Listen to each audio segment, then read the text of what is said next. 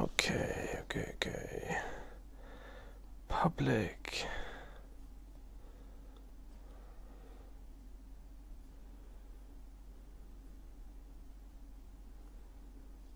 Okay. We should be live again 2 times a day today. That's pretty sweet.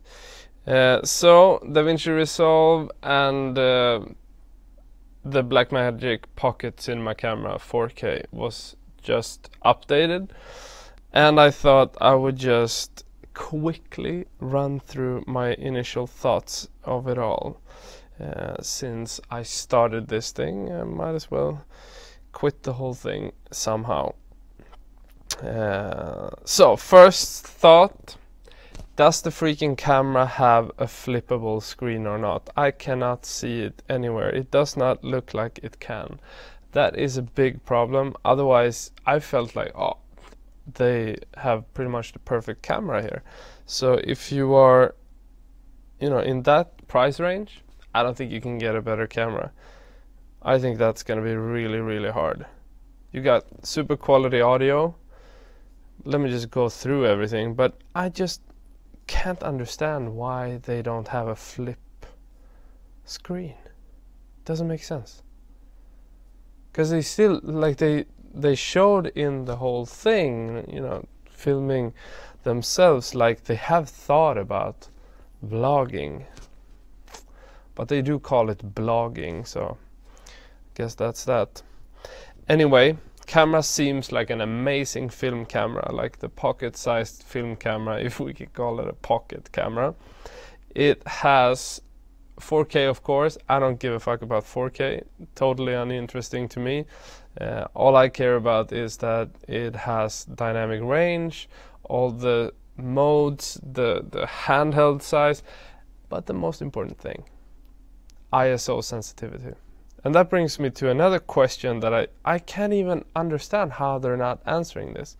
When you read about it, 13 stops of dynamic range and dual native ISO up to 25,600.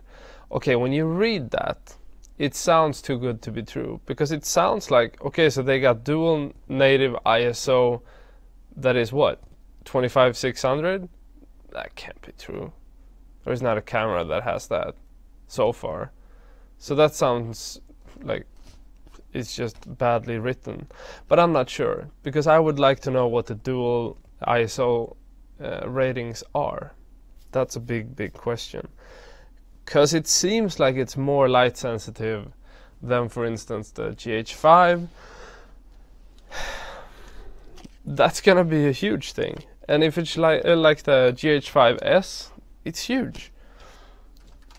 Even like if it's like the C300, if it's this good in light sensitivity, they have a banger. But I don't know. What do you guys think? It seems like it's a really, really good camera. And I don't think it is as ugly as it looked in the pre-pictures that you could see. I'm a little bit worried though, because this seems to be like a fan. Just by the lens mount. If that's noisy, they're gonna have trouble. Not for everybody, but it's not gonna be ideal to do dock work into the camera. And since you have an XLR input, which is because they have proper audio input, and I guess they have a good quality input for the audio for a reason. If they have a fan like the previous micro cinema camera, then it's going to be a big problem. But who knows?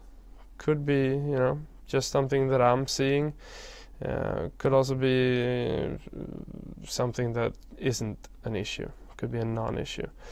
But this is what it looks like. Okay. So, just released. Doesn't look that hideous that you saw before. I think I like the style and everything, and it's probably very lightweight, which I think is a big plus, and it's probably pretty rugged. But overall I'm super impressed, and that comes down to it having dual card slots. That one is CFast, so you're gonna get super high quality on that one without any problems. Seems to have internal RAW, which I think is really good. It probably will get an update, but they haven't said anything about it. But with the ProRes RAW, which would make it easier to edit, that would be a good thing, I think. Built-in microphones, they say, are really good. That's amazing if they have it, because the GH5 that I used for vlogging is actually pretty good if you have it vlog far away. Mini XLR input, that would make sense, just putting one like this one in. This is a Sanken COS 11D. You could actually put this one in, and this is a super high quality microphone, so if it had a flip screen you would be able to shoot like super good in sync videos with that. Full size HDMI, stupid thing according to me. They should have gone with SDI. I do not get why they chose HDMI. Doesn't make sense at all.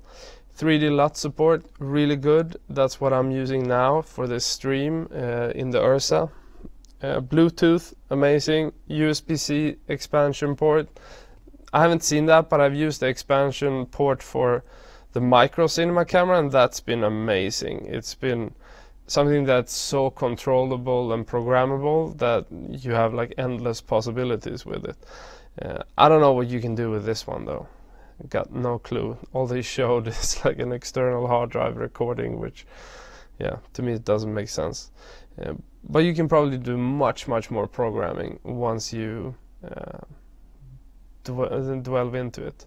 But it seems like 12-bit RAW into the SSD, but 13 internally. That seems weird. Yeah, it uses the Ursa OS. That's great. I love that. It's really good. It has many possibilities. I'm guessing that because of that they also have false color. That would be awesome. What else? Super large touchscreen. Yeah, a little bit annoyed with the touchscreen. No, not the touchscreen, the big screen. Okay, so you put a big ass screen on there, but you can't flip it.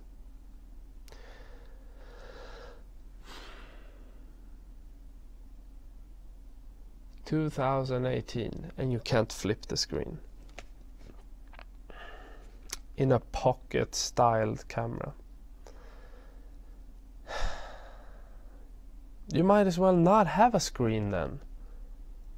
Most of the time you're looking like this from the top, or you know, you're holding it like this. You never watch it like this if you don't have a loop. To me it does not make sense. And before the whole thing there was like shots of it being maybe a flip screen, and that was it. I was sold. If they would have put a flip screen in this one, I would be so sold on it. But now it just seems like doesn't seem like it's there, and that's crazy to me, because that's gonna limit this possibility for this camera. You have a screen that's okay, it's a really good screen, and I know they make great screens. Perfect, that's great. But if you can't flip it, all the vloggers, all the YouTube people that are doing stuff like this will probably pick a GH5 because it's easier, it's more simple to use for that purpose. For filmmaking, I would pick this one any day, on specs. Remember that. I haven't used it yet. But for instance, the audio, the image quality, the formats. I mean, if you use ProRes, you know how good the format is. I exported this. This is a funny example of how good ProRes is for editing.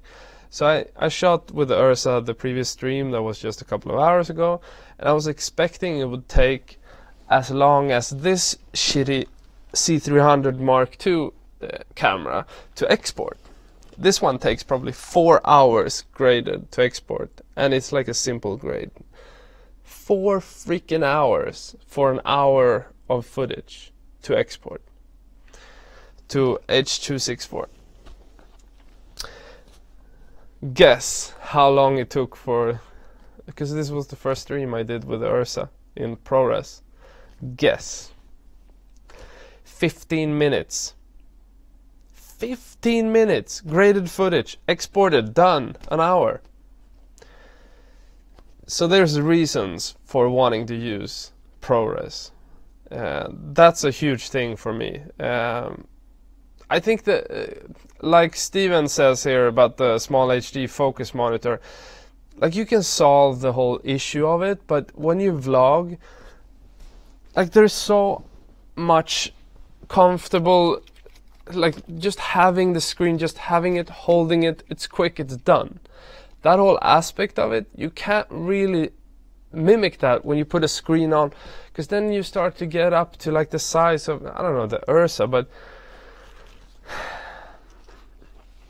ask me how many times I've vlogged with this one. One time, the cinematic vlogging, no, cinematic light tutorial that I did a while back.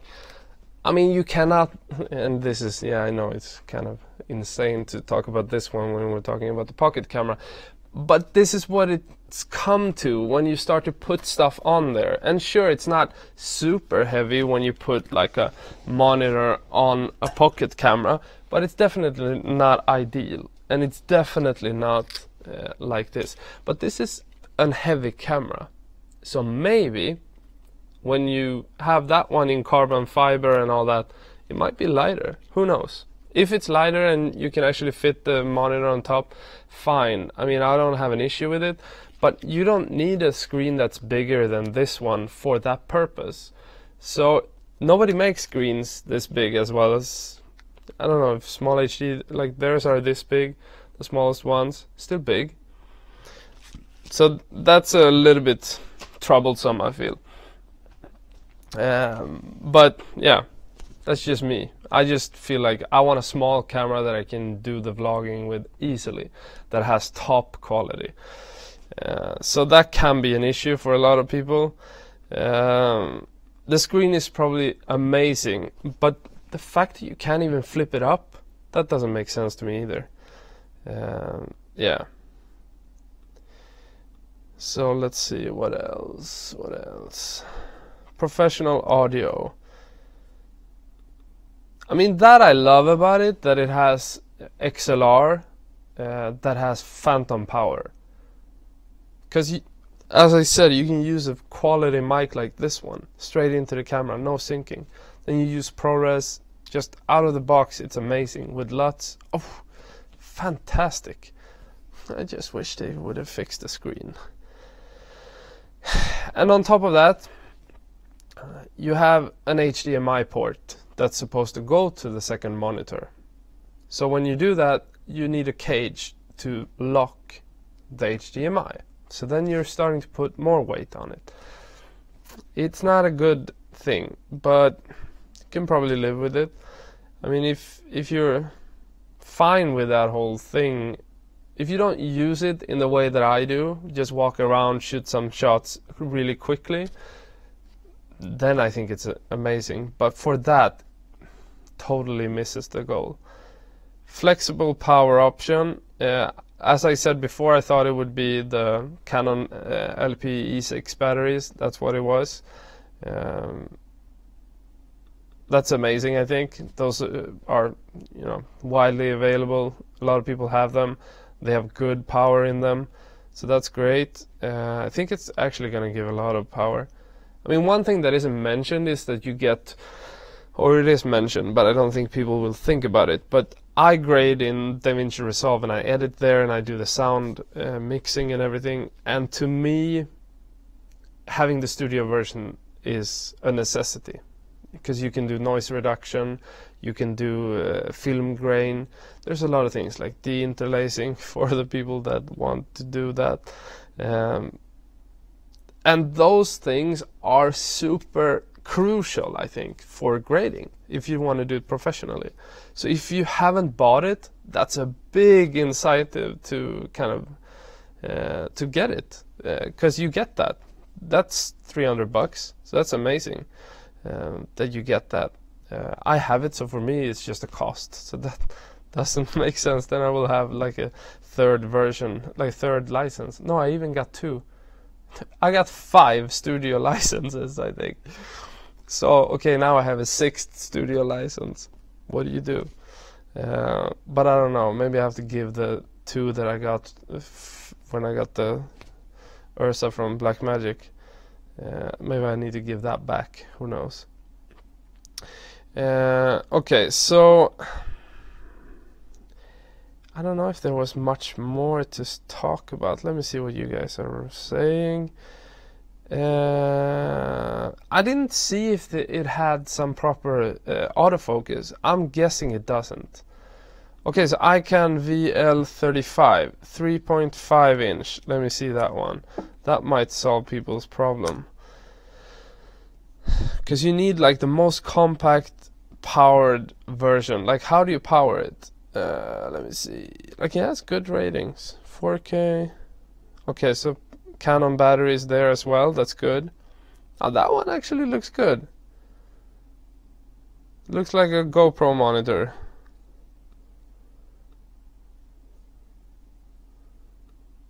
So you would put something like this on. It's tiny. I mean, I could do this. You just need to have, if you have a proper mount, it's easy. It's just like a switch type of thing, so that you don't have to screw it on.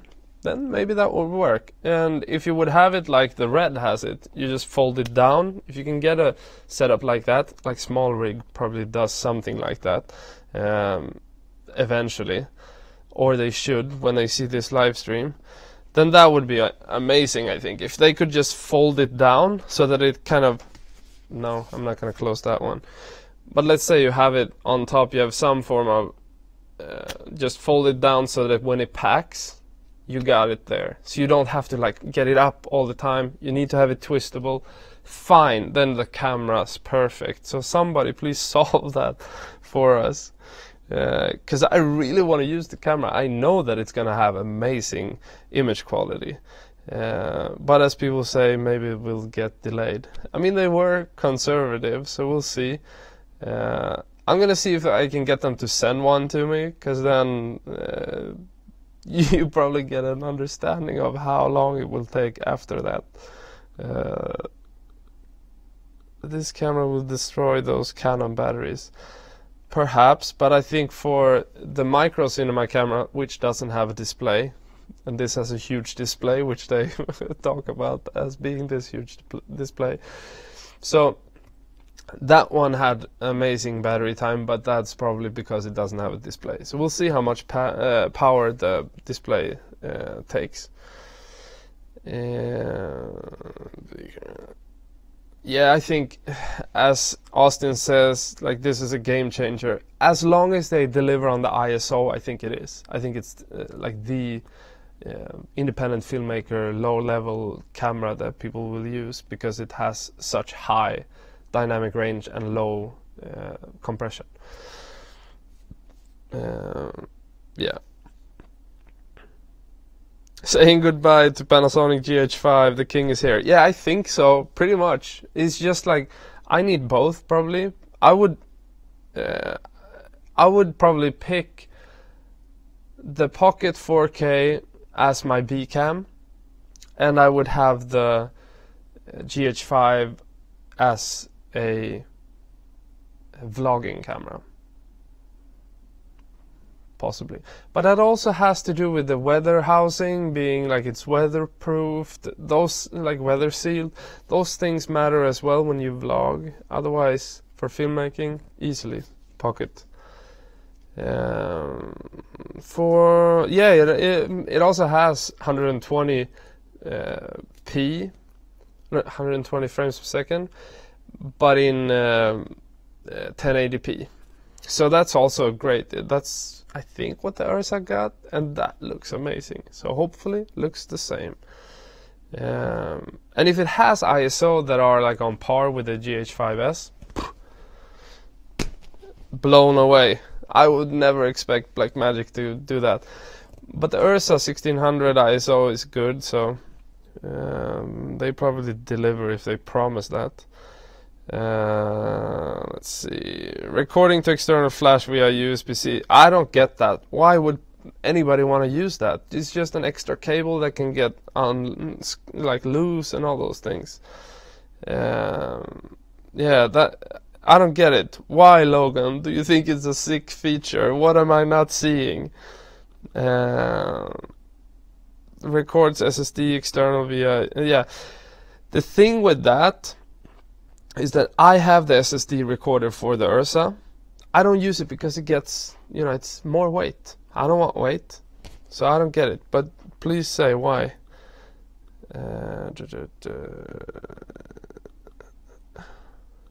How do you make your live stream look so good? This is actually super compressed because I got crappy internet, but I use a lot, and I use the Ursa for the live stream. This is the first time, no, second time, because I streamed earlier. Usually I stream on the C300, but now no more.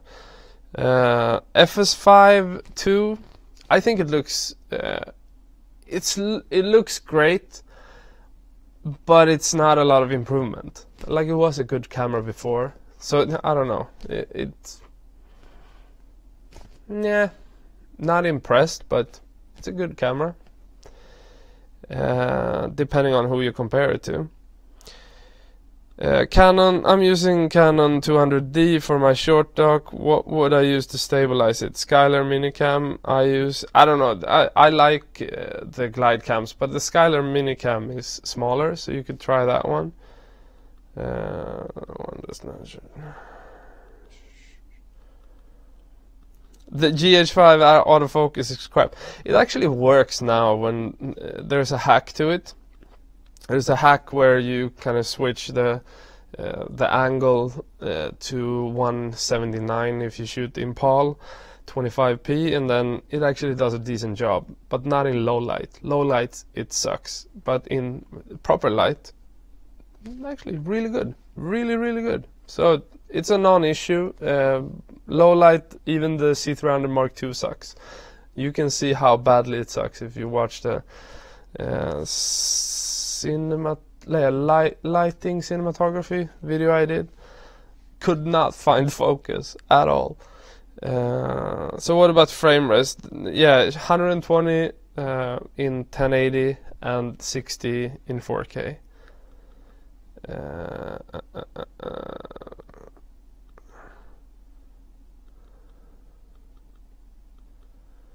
I don't know. I don't think it's a crop, but I haven't seen anything. Alex Smith says it has a crop at 120. I'm not sure. It has a crop to 1080, but I don't know if it crops the image. That I don't know. I don't think it crops, you know, what you see. It's a smaller image, but I don't think it crops it so that it gets zoomed in, or does it? Maybe it does. It's not like it. No, I don't think that. I think it's still 2K. Like, it's 1080. This is just me guessing, so somebody please say so if I'm wrong here. But I think it's still 1080. Like, it's still a Super 16 image that you're getting. My guess.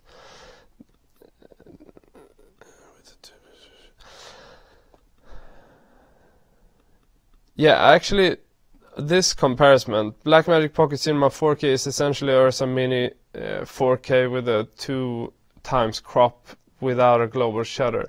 Yeah, pretty much that's what it is. And it's pretty damn amazing. Okay, so this is something that I need to, like, address here. GrooveX says, for vloggers it's still unusable, no autofocus or stabilization.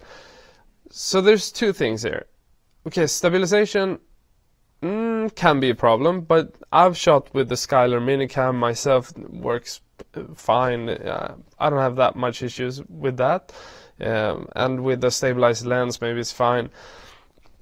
It's sweet though, with the GH5 that you have the IBIS. But with autofocus, damn, it's my nemesis. I shot this whole live stream before, and this with the Ursa. Ursa doesn't have autofocus. I hate autofocus. I hate it so bad because I use it because the camera has it, and I end up, you know, just getting mad with how badly it performs. And it doesn't matter. Like, this is widely known as probably the best, you know, autofocus camera out there. The C300 Mark II. It sucks compared to when I decide where the focus is supposed to be. There isn't a good autofocus system for, like, there isn't a push a button and it works. It just doesn't exist. So every time, okay, several problems with this autofocus. Autofocus, really noisy, can't have the on-camera microphone. It's super noisy, the lenses are loud. The autofocus, it switches. It doesn't really track certain times when you get lower light, doesn't really track. So now that I use the Ursa, I'm forced to think about it. Okay, so what aperture do I use to be in focus? Still in focus? Still in focus? So then you learn, like, what aperture works for this movement that you have in this shot. That's perfect, huh? In focus all the time. At least I think so. So you learn that. Which focus is more on you as a DOP or whatever you call yourself, at actually knowing your craft. Where do you put the focus? What apertures do you use? And how do you fix the whole situation to be working? That's how you should work as a DOP. You should not use autofocus. I use it. I hate it. I still use it. So I like that the Ursa doesn't have it because it forces me to be a better cinematographer. It forces me to not be lazy and use the autofocus. That's just my thoughts on autofocus. Yeah. Okay, so just some final thoughts here before I gotta go and put my kid to sleep. Let's see. Did they fix the audio? Yeah, they fixed the audio. Looks amazing with the audio. I think somebody said it has global shatter. I'm not sure. It would be awesome if it has.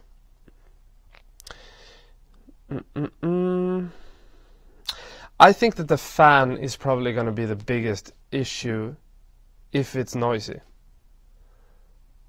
That's the biggest problem, I think. Or it could be.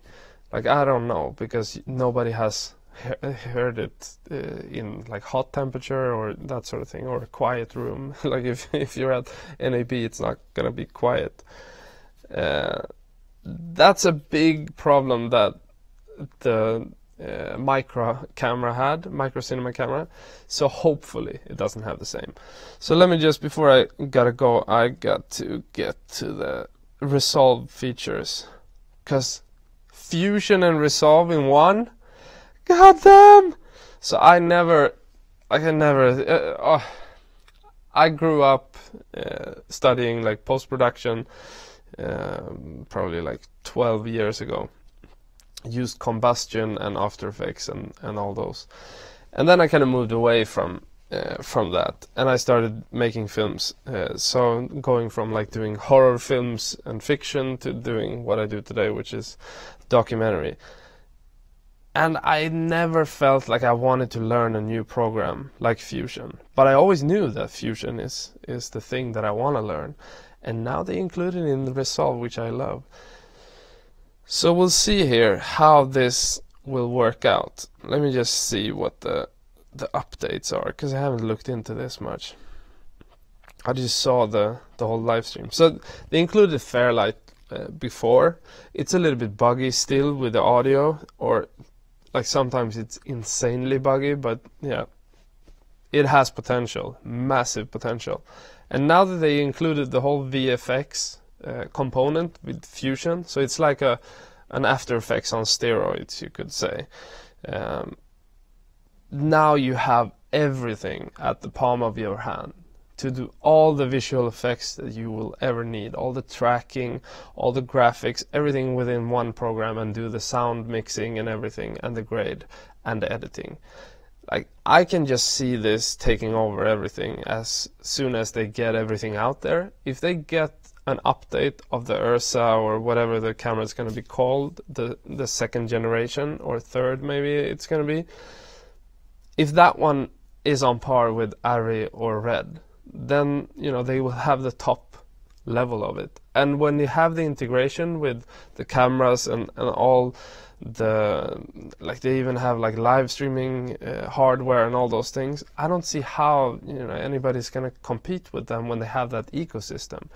Because okay, Adobe has their whole ecosystem in software wise, but when you have everything integrated, like Apple computers have, they decide which components you can use.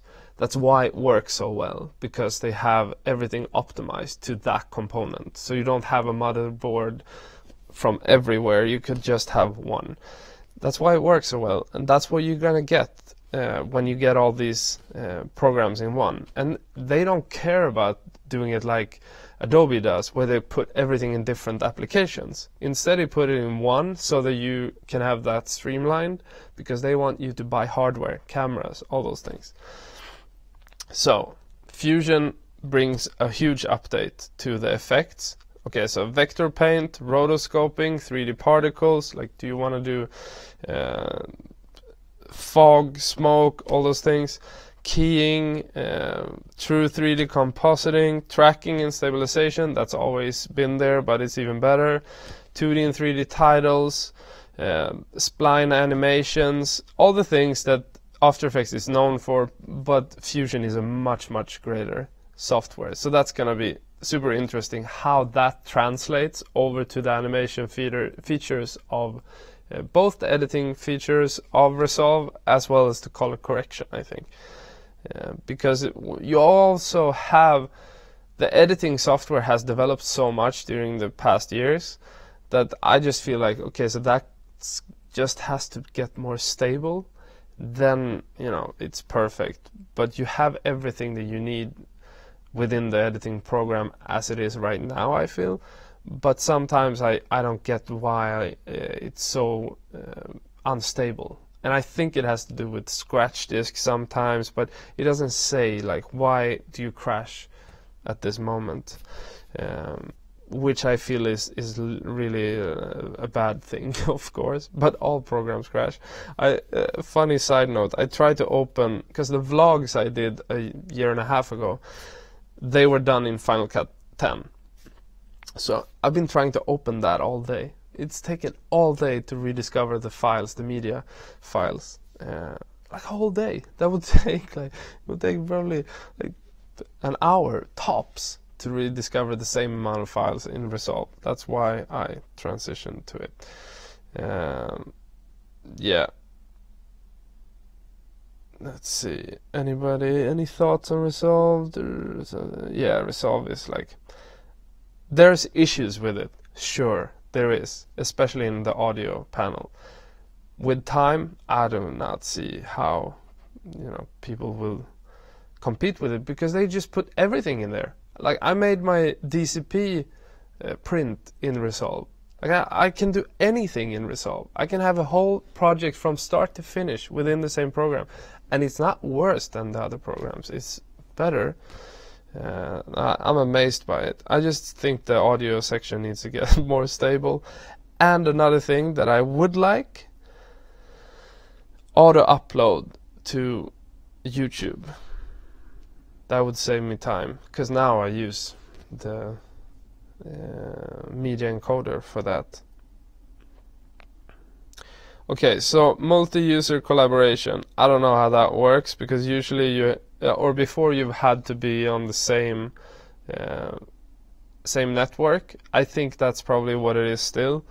That's a bit of a problem, I feel. We work remotely, so I would love if you could work on the same projects, get them synced and get the changes made so that I can sit in and grade and somebody else can do the edit. But that doesn't work remotely, or didn't used to work, and it doesn't say that it's that you can do it remotely. I think it's going to be the same. It's probably going to be same network, but with time, hopefully. This is just my guess, though. I think that's a pretty stupid thing actually, that they haven't seen that, because okay, I get that a lot of Resolve users are professional studios, but a lot of them that are getting into it and that are going to be the future of Resolve users are not that. They are collaborating remotely. So you would gain a lot by fixing that. Yeah, edit panel being good, but let's just look at the Fusion for a minute. Visual effects, compositing, that's what it's all about. I mean, this is what you can basically, just to see what you can do anything that's like super heavy Hollywood type of effects. Particles like this. I mean, it is pretty amazing that you have that in the same program that you can do everything else in.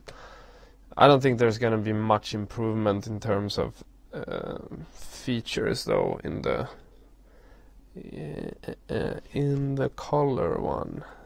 Like, okay, improved noise reduction, multiple playheads, LUT browser, super scale, that I don't know what that is. Okay, create stunning 8K, okay, shared nodes, 32-bit float, no, not that much. It's like patch removal. That can be interesting, because everything else works really well. So if they have removing logos, blemishes, that sort of thing, yes, that can be amazing.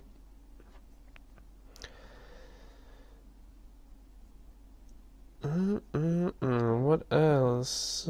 Tracking, that's been there. Work natively with camera original raw files. Okay, this can be huge. If you can actually get improved performance with raw files, that can be huge. Yeah, that would be pretty damn amazing, I think, if it's that good. We'll wait though, because now it's definitely not that. Noise reduction, yeah. Resolve effects, essential image processing filter that every editor and colorist needs. Yeah, okay, so let's see Fairlight, because that's under development, so that seems like an awesome development. The recent releases. Automatic dialogue replacement, woo! That's good. For anybody that does fiction at least. Fixed playhead, smooth scrolling timeline with fixed playhead in the center of the screen, that's good. Audio and video scrollers, I don't know how that works. Waveform with his native audio plugins, yeah, that's good, that's huge. Reverb, de-esser, hum removal, chorus, stereo, vocal plugins. Reverb internally, that's huge. Normalization, that's huge, getting all the levels the right way. Sound library, database, sound design, so you get that in Final Cut as well, but thousands of audio clips that you can probably just search for them. Fantastic, do all the effect works. What else? Powerful mixing, that's been already. Full automation, that's always been there. Sound recording, that hasn't been there. That's good. Then maybe I can just set everything up internally. Advanced monitoring, 3D suspect. Yeah, guess that's it. Let me just check the delivery, importing footage, blah blah blah blah. Syncing audio has been an issue, I feel. I do timecode syncing, and I think that there's an issue when you sync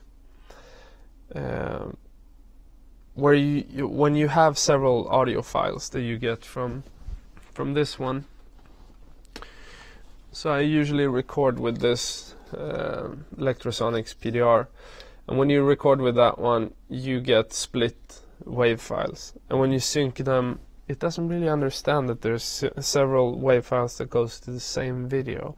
Hopefully you fix that. Not sure. Metadata, always been good. Render. Okay, I just need to check collaboration.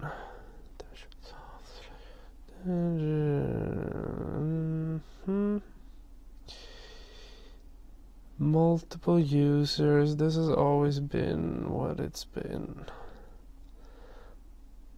Yeah, it doesn't say if you can do it remotely. That sucks. Okay, let's just check the edit before I sign off. Subtitles, yeah, that was a huge thing. You've been able to do it before, but it's been a really painful thing to get subtitles in. Stack timelines, that's a good thing, because you can get the tab thing that all other programs have. Stack timelines on top, so you can get like nested timelines. On-screen annotations, I don't know why you would use that. 2D and 3D titles, yeah. Resolve FX keyframes, improved optical flow, yeah. Incredible responsive, yeah, I hope so. Advanced streaming, yeah, I don't think there's much updates here actually. Working with bins, blah blah blah. Yeah, no huge updates. It's a good. If it's stable and quicker, then that's good enough for me. Okay, let me see if anybody got something. Blackmagic. Nope. Canon are such idiots, yeah. Okay. I guess that's it. So, first thoughts. First time I did two live streams in one day. But nice of you to come back. And I mean, it's looking like the whole Blackmagic camera is gonna be a hit. I think that's amazing that they actually delivered on this, because you've had so many rumors and you've had so many wishes of what it should be, and I think if you can just solve the screen issue, which you will have if you're shooting yourself, then like image-wise, quality-wise, all those things, the workflow, audio, phantom power. There's an interesting thing where you have, okay, so either you fiddle with the second screen to see yourself and you have that problem, or you have the problem that I have with the GH5, that you can't record internally audio, so you have to sync the audio, and then you have a big hassle in the post-production instead.